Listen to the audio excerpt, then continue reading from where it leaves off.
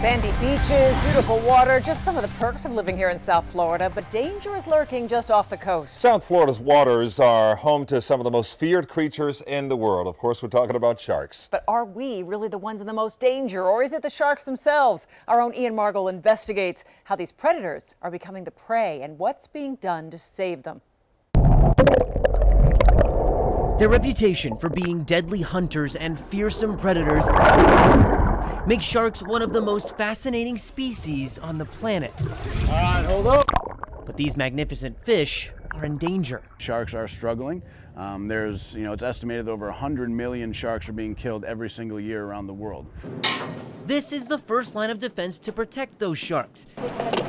On a Thursday afternoon in Dania Beach, shark scientists from the Nova Southeastern University Guy Harvey Research Institute gear up for a trip out on the Atlantic. The team, led by Dr. Derek Burkholder, is looking to better understand these creatures right in our backyard. These animals are at the top of the food chain and are really important in these areas where they live. Okay, there you go. It may look like just a simple tag that we're putting out there. The rototags, as they're called, clip into the cartilage of the shark's dorsal fin and can allow researchers to track the sharks they come in contact with for decades.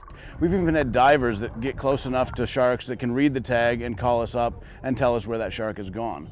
So you can really start to look at movement and even growth rates and things like that over time. You guys have any idea how many different kinds of sharks there are worldwide? The crews at the Guy Harvey Research Institute go out on tagging trips like this one about 50 times a year. All the way off.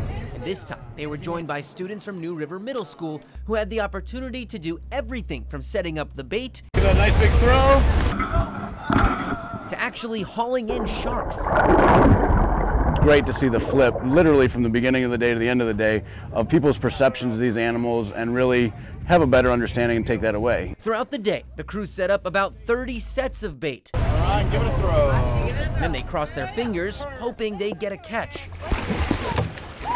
This time, they get lucky, snagging 2 sandbar sharks and a lemon shark, but that's when the real work begins. We're going to take a series of length measurements. We're going to put the tag in its fin. We're going to take a little tissue sample to use for both genetic studies and something called stable isotope studies to get an idea what they're eating. And then once we're done with that, we take that hook out and send that shark on the way it's. While none of the testing hurts the animals, this lemon shark wanted to let us know she wasn't thrilled about being bothered that day. It bit the ladder right next to our camera, just to remind us who's really in charge.